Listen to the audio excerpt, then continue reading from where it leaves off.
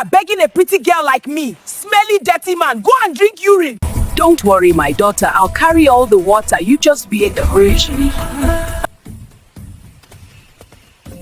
My daughter, please give me water. Who is your daughter, you hungry, dirty old man? Hey, look at you and look at me. If you gave birth to me, will I be this beautiful? Please, I am very thirsty. Oh, yeah, drink. Few moments later. Mama, my skin is itchy. Adaugo, my queen, my gold, walk like the ground owes you respect. If anyone tries to step on you, slap them with confidence, not your hand, your presence. Your beauty is too loud for nonsense. Even village gossip greets you politely. In the village of Mokori, where red earth clung stubbornly to feet and secrets never survived till sunset, there lived a girl whose beauty caused traffic where there were no roads. Her name was Adaugo. Not Adaugo the kind. Not Adaugo the humble. Just Adaugo the beautiful, and she knew it. She was dark-skinned, the kind of dark that shone like polished ebony after rain. Her body was chubby in the right places, soft like ripe udara fruit, yet firm like a promise kept. Her waist curved gently into hips that announced her arrival before her footsteps did. Her face? Her face was a dangerous combination of full lips, calm eyes, and cheeks that looked like they were permanently resting on laughter. When Adaugo walked, men forgot where they were going. Single men adjusted imaginary caps. Married men suddenly remembered they left something important at home, then conveniently passed her compound twice. Even the village dog once followed her halfway to the stream before remembering it had no business with human beauty. The women, they watched from corners. They would hiss softly. Beauty that shouts too loud will soon attract thunder. But admiration still leaked from their eyes like water from a cracked pot. Adaugo lived with her widowed mother, Mama Adaugo, a woman whose love for her daughter had no brakes. Since Adaugo's father died, Mama Adaugo had decided that life owed her daughter compensation in beauty. "My daughter," she would say every morning, tightening Adaugo's wrapper for her. "Enjoy yourself. You are the most beautiful girl in this village." And 2 villages away. 2 villages away. As if beauty carried a passport. Mama Adaugo washed her clothes, swept her room, cooked her food, even bathed water for her like Adaugo was royalty waiting for coronation. Adaugo did not lift a pin. Not a broom, not a spoon, not even her eyebrows in surprise. Work, according to her, was for people whose faces did not turn heads. Greeting? That was an insult. If an elder greeted her, she would walk past like a moving statue. "Is she deaf?" people would whisper. "She is not deaf," another would answer. "Her pride is just louder than our voices." Once, when an old man forced a greeting out of her, she stopped, rolled her eyes, and said, "Why should I greet you? You should greet me instead." Elders swallowed saliva. Children stared. Pride stood there wearing Adaugo's face. But it was elderly people that truly irritated her. She found them slow, noisy, and unnecessary like expired proverbs. At the market, an old woman sat every day by the roadside, selling groundnuts that nobody bought. One afternoon, as Adaugo passed, hips leading the procession, the old woman smiled and said, "My daughter, may your day be." Adaugo cut her off. "Die already. Stop stressing everyone," she snapped, without breaking her stride. The groundnuts gasped. The market women froze. But Adaugo? She kept walking. Because her daily job, her only assignment in life was to dress up and walk around the village. From morning till evening. Not to fetch water. Not to help her mother. Not to sell anything. Just to showcase herself. Her wrappers were always tight in the right places. Her blouses clung like they were afraid of losing her. She walked slowly, deliberately, as if the village was a gallery and she was the main exhibition. People pretended not to stare, but their eyes betrayed them. Men drooled in silence. Women shook their heads in disbelief. Children followed her like she was a moving festival. She is too proud, people said. She is proud past beauty, others added. But admiration still chased her shadow, and Adaugo soaked it in like dry land drinks rain. Unaware that even the most beautiful soil can crack, Adaugo was arrogance wrapped in fine skin, rudeness wearing curves, a sweet-looking calabash filled with bitter soup. If pride were pepper, Adaugo would be the one making elders cough. She never took advice, not from her mother, not from elders, not even from sense itself. Advice, to her, was noise made by people who had failed at beauty. One afternoon, when the sun was resting lazily on the rooftops of Mokori, Adaugo stepped out again, this time wearing a dress so short it looked like it lost a fight with scissors. It clung to her body like it had signed a lifelong agreement. With every step, her hips wrote sentences men could not stop reading. That was when Mama Dera saw her. Mama Dera was one of those village women time had bent but not broken. Her back curved slightly, her wrapper faded, but wisdom still sat on her tongue like palm oil, ready to flavor any conversation. She called out gently, "My daughter, Adaugo." Adaugo stopped, annoyed already. "Yes?" she said, dragging the word like it offended her. Mama Dera smiled kindly. "My daughter, you are very beautiful, very, very beautiful. In fact, the gods took their time when they created you well. But please, this cloth is too short. You're a woman now. Try to cover yourself small so that you can find the right." The sound landed before the meaning. It echoed. Market women froze. Goats paused mid-chew. Even gossip stopped breathing. Mama Dera staggered back, her hand flying to her cheek, eyes wide with disbelief as if life itself had just betrayed her. Adaugo stood there, chest rising, nostrils flared. "Who are you to tell me what to do?" she shouted. "Who are you to even speak to me? Look at you and look at me, we are from different worlds." People gasped. "I was created by the gods," Adaugo continued, voice sharp like broken bottle edges. "You were molded by Satan. And, you old ugly woman, get out of my sight." Mama Dera did not respond. She could not. She stood there, shock pinning her feet to the ground, shame crawling slowly up her face. Then, without a word, she turned and walked away, her wrapper trembling like it wanted to cry with her. The village exploded. "Chai!" one woman exclaimed. She slapped a woman old enough to be her mother. "Does beauty now beat respect?" another asked. A third woman shook her head slowly. One day, she will meet her karma. Pride has an expiration date. But Adaugo? She did not care. She hissed loudly to Fiakwa and adjusted her dress as if nothing happened. Then she continued walking, hips swaying left and right, proudly carrying disrespect like perfume. As usual, eyes followed her. Men stared shamelessly. "Chai see better hips." One man whispered, standing beside his wife. Slap. This one landed faster. "You are a married man, you fool," his wife snapped. The man held his cheek, wincing. "So a married man cannot admire God's creature again?" He protested weakly. The wife glared at him. "Go and admire your ancestors." And in the middle of it all, Adaugo walked on, a goddess in her own mind, a storm gathering without warning, unaware that the same village watching her hips today would soon watch her fate tomorrow. Because in Mwokori, pride does not walk forever without tripping, and pride continued to audition for trouble. Adaugo's mouth was as sharp as her waist was generous.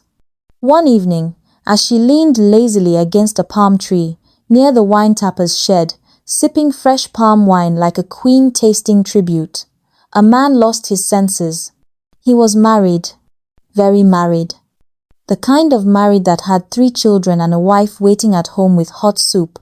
But when Adaugo walked past, his marriage took a short break. My sister, I don't even know how to say this. You are different. She is fine, but how can I explain? You are like fresh palm wine. She is like yesterday's ogogo. I am married, but beauty like yours is rare. Even the gods will understand if... Since you like palm wine so much, baptize in it. She lifted her calabash and poured the palm wine straight onto his head. Not small. Full measure. The wine soaked his cap, ran down his face, entered his collar, and carried his dignity with it into the dust. Laughter exploded. Men bent over laughing. Women clapped. Someone shouted, "This one has been delivered." The man stood there smelling like regret and fermentation. "Next time," Adaugo added, adjusting her wrapper, "compare your wife to your ancestors, not to me." She walked away, and the village laughed for 3 market days. But laughter, like pride, does not warn before it turns. Her doom arrived on a bright morning. The sun rose smiling that day, as if it was in on the secret. After much pleading from her mother, pleading that felt like begging royalty, Adaugo finally followed Mama Adaugo to the stream. Not to carry water. Ah, no. Mama Adaugo waved her off quickly. "Don't worry, my beautiful daughter," she said lovingly. "I will fetch all the water. You just follow me. Be decoration." Decoration obeyed gladly. Mama Adaugo bent under the weight of heavy clay pots stacked on her head, while Adaugo strolled behind her, arms swinging, beauty announcing itself to the morning. As they reached the village path, they met an old man. He looked wrong, not evil, not mad, just strange, like someone time had forgotten to finish. His back was bent, his steps uneven, his eyes tired and deep, as though they had seen things even the ancestors avoided. He stopped them and bowed slightly. "Please, give me water," he begged, voice dry like harmattan leaves. "I am very thirsty," Adaugo hissed loudly. "Who is this hungry beggar?" she snapped. The old man turned to her gently. "My daughter, please give me water." Adaugo laughed. "En?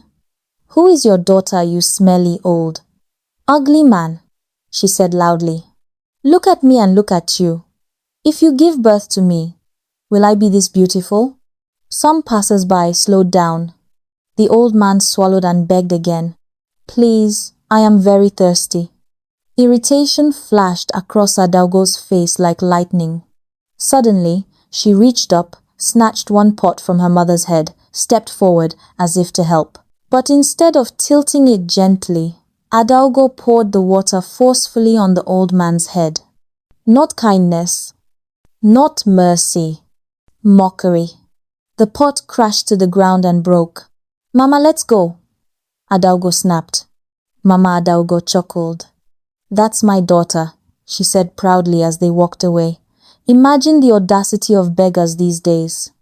Behind them, the old man stood still. For a moment. Then, he vanished. No footsteps. No dust. No shadow. Just empty air where a man had been. And from that moment on, Adaugo's nightmare began. Morning came quietly, like he was afraid of what he was about to reveal. The cock crowed. The sun stretched its arms over Muokore. And Adaugo woke up smiling, because beauty, she believed, never slept. As usual, she rolled out of bed and went straight to the mirror. That mirror was her priest, her witness, her daily reassurance. She tilted her head, adjusted her hair, preparing to admire the masterpiece the gods had signed their names on. Then, "Ah, ye, Chimu!" The scream tore through the compound like broken thunder. "My skin!" Adaugo cried. "What happened to my skin? My face?" Her once glowing brown skin was ruined. Ugly, Stubborn black patches spread across her cheeks and forehead like spilled charcoal. Not ordinary black, this one looked angry, irritated, alive. Her smoothness had vanished, replaced with roughness that looked like it would itch even the devil. The beauty was gone, completely. Her face looked like a story that ended badly. Mama Adaugo burst into the room. "What happened? What is it?" she cried. She looked at Adaugo's face and screamed too. "Ha, Adaugo." She grabbed her daughter's face with trembling hands. Come, sit down," she said desperately. "Let me scrub it. Maybe it's dirt. Maybe it's heat rash." She scrubbed and scrubbed and scrubbed. "Aye," Adaugo screamed. "Mama, it's burning." But Mama Adaugo scrubbed harder. "Aha, you cannot be like this now," she cried. "How will you marry the rich prince in the next village with this skin?" The skin did not improve. It got worse. The patches spread like gossip. Angry lines appeared. The face looked cursed. Mama Adaugo dropped the sponge. "Chukwu ekwe," she whispered. Adaugo collapsed on the floor and cried.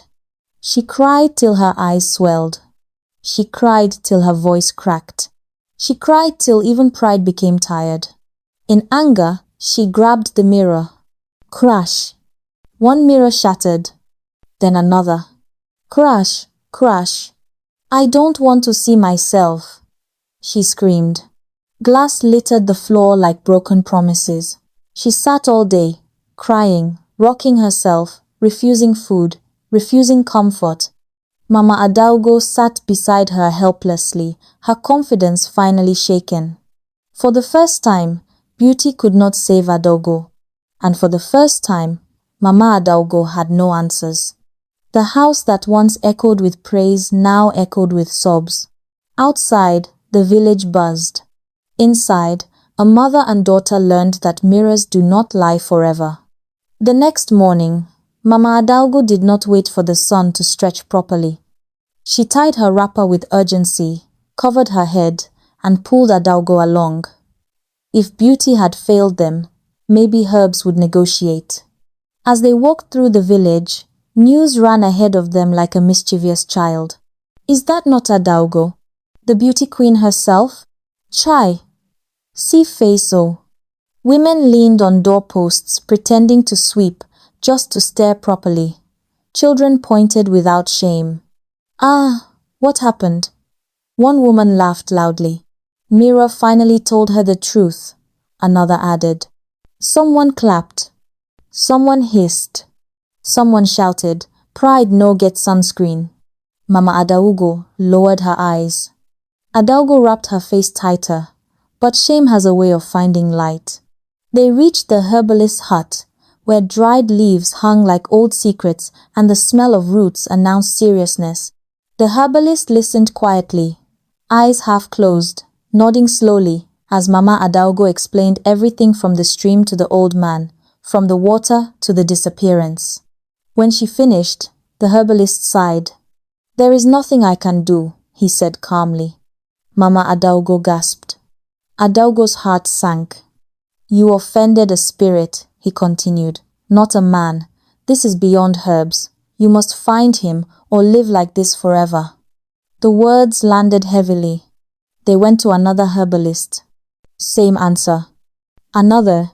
Same verdict. One even shook his head before they finished talking. Finally, one greedy herbalist scratched his beard and said, "Bring a goat, 2 tubers of yam. I will try something." Hope jumped. They brought the goat. They brought the yams. He mixed herbs, chanted words, and handed them an ointment that smelled like disappointment. They applied it. Nothing happened. Not even small improvement. 3 months passed. 3 long, humiliating months. They searched everywhere, for the old man markets, streams, roadsides, shrines. They asked beggars, elders, travelers. No trace. Meanwhile, the village enjoyed the show. Have you seen her today? She doesn't walk again. Beauty that didn't greet elders. Laughter followed them like flies. Slowly, they gave up. Adaugo's skin remained the same, even rougher, patched, unrecognizable. The girl who once walked the village like a festival now sat inside the hut all day, hiding from light, hiding from people, hiding from memories. She no longer dressed up. She no longer walked. She no longer admired herself. One afternoon, she broke down completely. "I used to be very beautiful," she cried bitterly. "Now look at me. Look at me, Mama." Mama Adaugo watched her, tears soaking her wrapper. She knelt beside her daughter. "My child, this is not the end of life. Beauty is not the only thing." "Why didn't you correct me?" Adaugo snapped suddenly. "Why didn't you talk to me? Why did you allow me to behave like that?" The word stabbed. Mama Adaugo froze. Then her shoulders shook. "I thought I was protecting you," she whispered. "I thought I was loving you." Adaugo turned away, sobbing. And there they sat. A daughter ruined by pride, a mother crushed by indulgence, both learning too late that love without correction is also a curse. The hut was quiet, but regret spoke loudly. And so, that was how Adaugo, the most beautiful girl in the village, the one with skin as smooth as polished ebony, was brought low by her own pride. One careless act, one moment of cruelty, was all it took to unravel everything beauty had built. Her story became a living lesson whispered in mockery. No matter how high you rise, pride always walks ahead of a fall.